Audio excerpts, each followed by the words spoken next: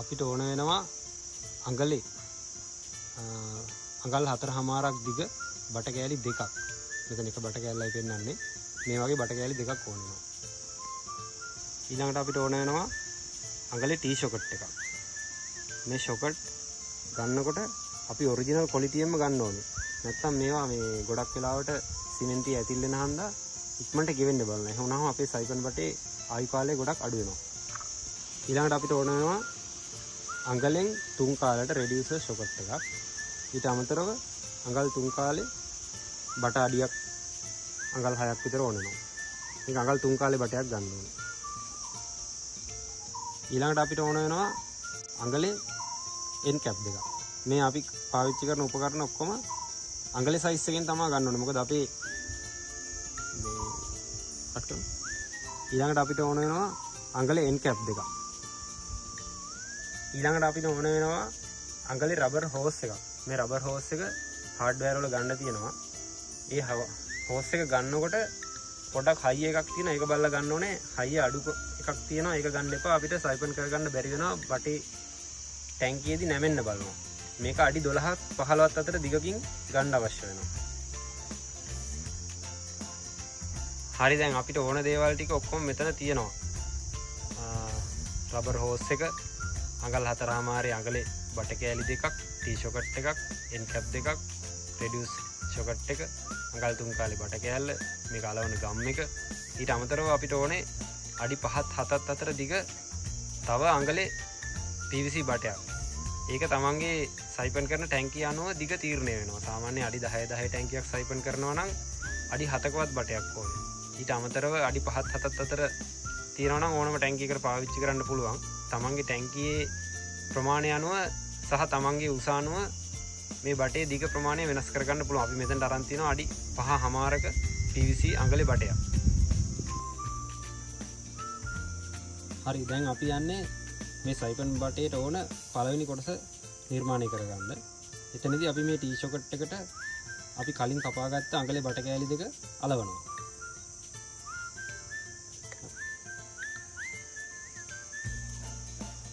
අපි මේ විදිහට ගම් එක දාලා PVC ගම් එක දාලා මේ ටී ෂොකට් එකේ දෙපැත්තට මේ අඟලේ බට කෑලි දෙක අලවන්නයි යන්නේ.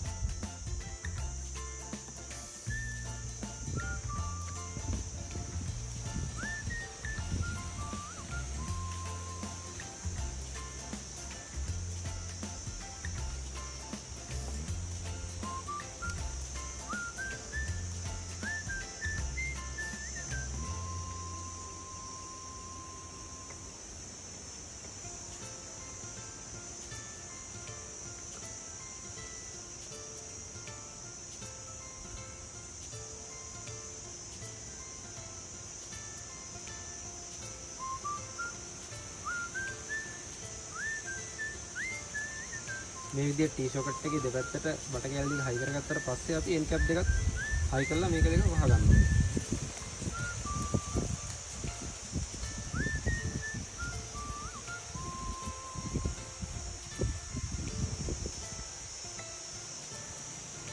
මේක හොඳට ගම් දාලා අලව ගන්න ඕනේ.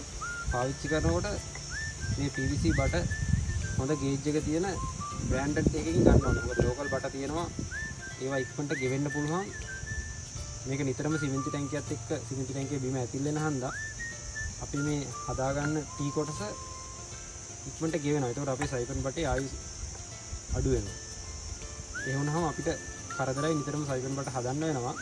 පොඩි ලාභයක් බලාගෙන අපි ලෝකල් බඩු අරන් මේක කරනවට වැඩිය එකපාරම අපි හොඳ බඩු වලින් හොඳ මේ මැටීරියල් වලින් හදපු හොඳ ගේජ් එක තියෙන හොඳ ටී ෂොකට් හොඳ බට පාවිච්චි කරනවා නම් අපිට මේ සයිපන් බටයක් අවුරුදු 2ක් 3ක් වුණත් එක දිගට බය නැතුව පාවිච්චි කරන්න පුළුවන්.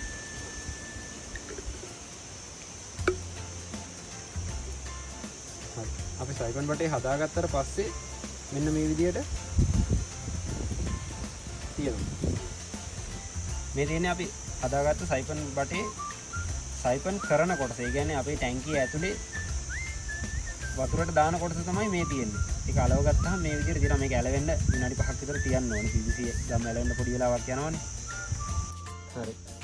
දැන් ඊළඟට අපිට තියෙන්නේ මේකේ මේ යට කොටස කපා ගන්න ඕනේ. නැත්තම් මේ අපි ටැංකිය අඩියේ තියෙන ජරාව උඩට ඇදිලා එන්නේ නැහනේ.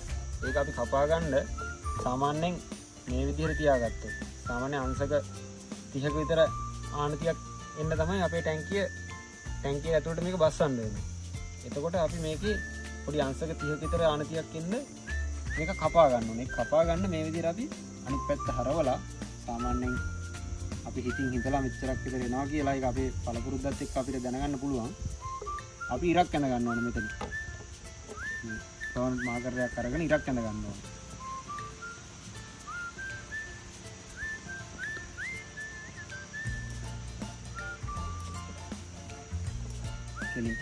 මේ විදිහට ඉර ඇඳගත්තාම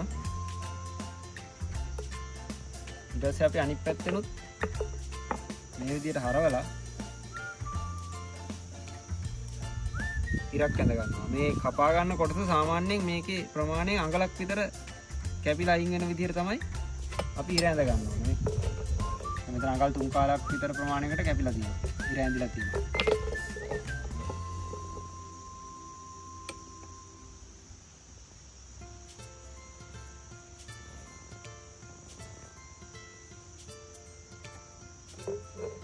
ඊට පස්සේ මෙතන එන් කැප් එක පැත්තෙනුත් මේ විදිහට අපි ඉරක් ඇඳ ගන්න ඕනේ. මේ අපි ඉර ඇඳගන්නේ අපිට කපා ගන්න ලේසි වෙන. නැත්තම් අපි මේක ග්‍රයින්ඩර් එකකින් හරි ඇක්සෝ ප්‍රේමකින් හරි කපා ගන්නකොට පොඩ්ඩක් අපේ ඇද වෙන්න පුළුවන්. අපිට කෙලින් අතර ලස්සනට කැපුම එන්න ඕන විදිහට තමයි අපි මේ ඉරක් ඇඳලා මේ විදිහට මේක සලකුණු කරගන්නේ. හරි දැන් මේ තියෙන්නේ අපි කපාගත්ත අපේ ටීක් කොටස කපලා අයින් කරපුවහම මේ විදිහට තමයි අපිට පේන්නේ. මේක මම නම් කැපුවේ ග්‍රයින්ඩර් එකකින්. ග්‍රයින්ඩර් එක දාලා කපන්න තියෙනවා ලස්සනට කපා ගන්න පුළුවන්. ඉතින් කියත් පටියකින් උනත් කපා ගන්න පුළුවන්. කියත් පටියෙන් කපන්න ටිකක් අමාරුයි ඉතින්. හැමෝටම ග්‍රයින්ඩර් නැහැනේ. ඒ හින්දා කියත් පටියෙන් උනත් කිසි ප්‍රශ්නයක් නැහැ. අපිට ලස්සනට කපා ගන්න පුළුවන්. අර ඉර අපිට අවශ්‍ය විදිහට ඇඳගත්තාම කිසි ගැටලුවක් නැතුව අපිට කෙලින් කපා ගන්න පුළුවන් මේක. එතකොට අපි කපාගත්ත කොටස මෙන්න මේ විදිහට තමයි අපේ පොළොවට සම්බන්ධ වෙන්නේ. ඒ වගේ මේ විදිහට පොළොවට සම්බන්ධ වුණාම අපේ සිමෙන්ති ටැංකිය අඩියේ තියෙන ජරාව කොටස අපිට හොඳට ඇදිලා එනවා. මේක හරියටම පොළොවට හේතු වෙන්න මේ විදිහට කපා ගන්න අපිට පුළුවන් වෙන්න ඕනේ. ඒක ඉතින් සමහර වෙලාවට එකක් දෙයක් වරදින්න පුළුවන්. තමන්ගේ අත්දැකීමත් එක්කම මේක එන ආන්තිය තමන්ගේ හිතට එන්න ඕනේ. හරි දැන් අපිට ඊළඟට තියෙන්නේ අපි මේ හදාගත්ත ටී කොටස මෙන්න මේ ටී කොටස අපේ කපාගත්ත බටයට හයි කරගන්න ඕනේ. ඒක අනිවාර්යෙන් ගම් දාලා අලවන්න ඕනේ. නැත්නම් මේක අපි සයිපන් කරනකොට ගැලවෙන්න බලනවා.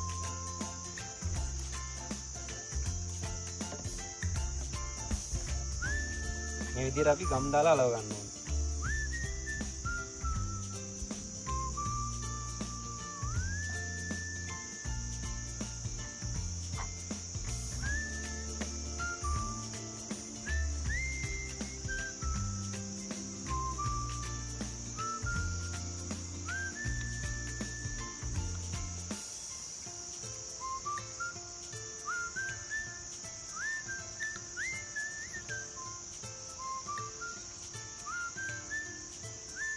හරි ඊළඟට අපිට තියෙන්නේ අපේ තියෙන අඟලෙන් 3 කාලට රිවියුස් ෂොකට් එකයි අඟල් 3 කාලේ බට කැල්ලයි මේකට හයි කරගන්න ඕනේ.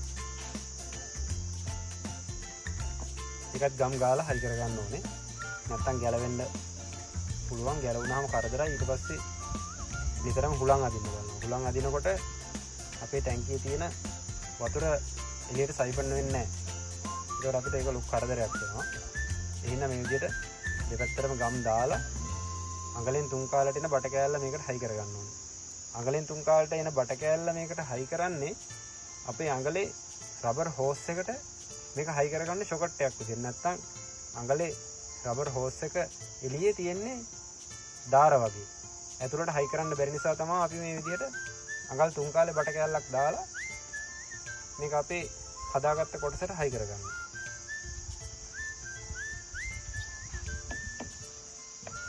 මේ විදිහට හොඳට ගම් දාලා දෙපැත්තටම අලව ගන්න ඕනේ.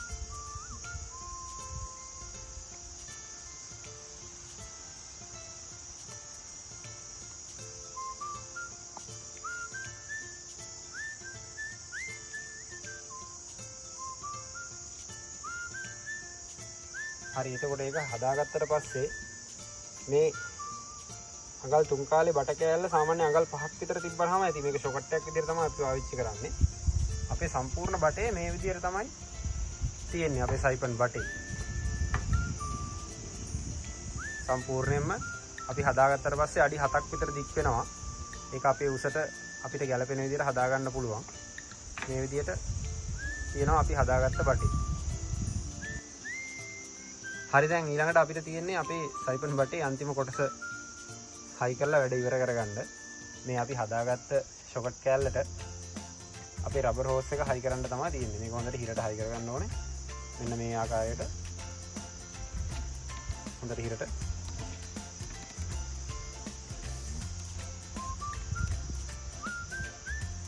එහෙම හිර කරගත්තට පස්සේ අපේ සයිපන් බටේ වෙන්න මේ විදිහට තියෙනවා.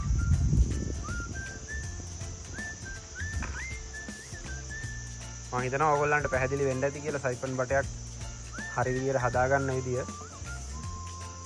මගේ channel එක subscribe කරලා ඉස්සරහට පවත්වාගෙන යන්න තවත් මේ විදිහට වීඩියෝ කරගෙන යන්න ඕගොල්ලන්ගේ සහයෝගයත් බලාපොරොත්තු වෙනවා.